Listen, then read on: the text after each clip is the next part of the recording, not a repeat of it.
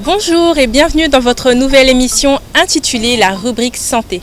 Je suis Jessica, votre nouvelle naturopathe à domicile qui a pour mission de vous donner toutes les clés d'une bonne santé, mais également vous alertera sur les aliments nocifs qui sont cachés dans vos cuisines. Tout de suite, notre thème du jour, le lait, boisson santé ou breuvage toxique. Le lait, boisson de l'enfance par excellence, de par sa blancheur, fait souvent référence à la pureté et à la santé. Mais qu'en est-il réellement ? Il est important premièrement de distinguer deux types de lait, le lait humain et le lait animal. Ces deux laits sont extrêmement différents. Et la question posée à travers notre thème du jour est, le lait animal que consomment les humains, est-il bon pour lui ou autrement dit, est-il adapté à lui ?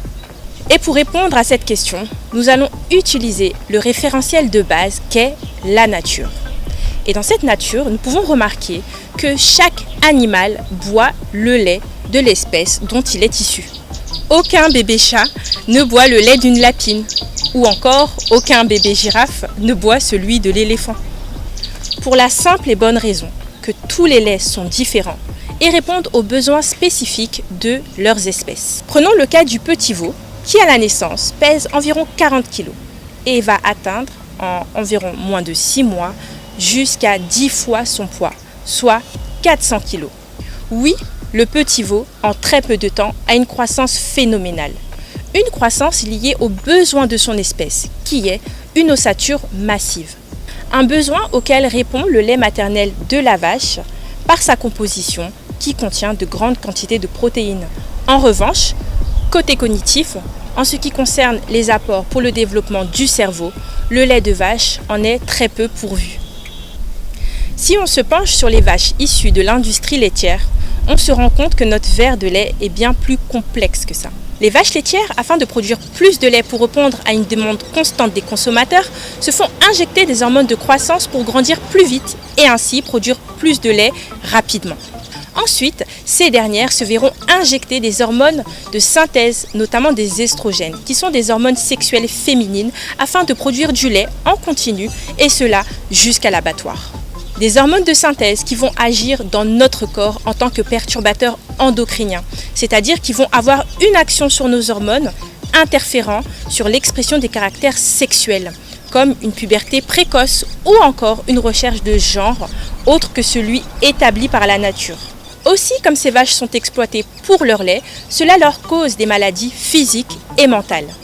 Des maladies traitées à coups d'antibiotiques qui se retrouvent dans notre verre de lait et vont causer à leur tour des répercussions comme des allergies ou pire encore des maladies auto-immunes comme des diabètes, des thyroïdites, voire des cancers. La situation se complexifie encore quant à la composition de nos laits africains, essentiellement vendus sous une forme concentrée ou encore en poudre.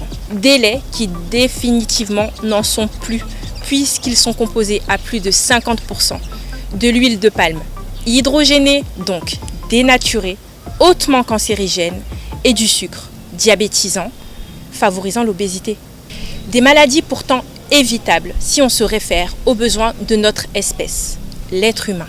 Le lait humain est le meilleur aliment pour le bébé humain, puisqu'il contient les nutriments adaptés à ses besoins, notamment à ceux de son cerveau. Il est également plus qu'un aliment, car il est un véritable médicament. Rempli d'anticorps, il fait office de vaccin naturel pour le nouveau-né en lui créant sa première immunité. Il est aussi sociabilisant, puisque la promiscuité mère-enfant génère chez le futur adulte de l'empathie.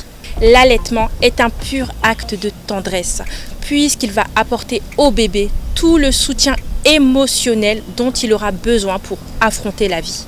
Il est à noter que passé un certain âge, soit entre 3 et 7 ans, le jeune enfant n'a plus besoin de lait pour le restant de sa vie, puisqu'il ne possède plus les enzymes lui permettant de digérer le lactose présent dans le lait.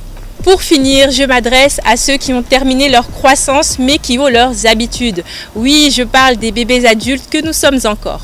Sachez que les laits végétaux tels que le lait d'arachide, de noix de coco, de candy ou encore de ntété sont de véritables bombes nutritionnelles et des réelles alternatives au lait importé.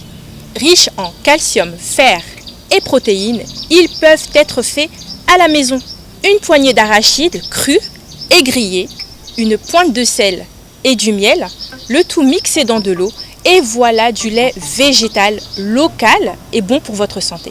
Retrouvez-moi tous les lundis, mercredis et samedis sur DRTV HD Pointe-Noire à 20h20 et tous les mercredis de 11h à 18h au restaurant Loving Hut en vous souhaitant une bonne régénération et que ton aliment soit ton seul médicament.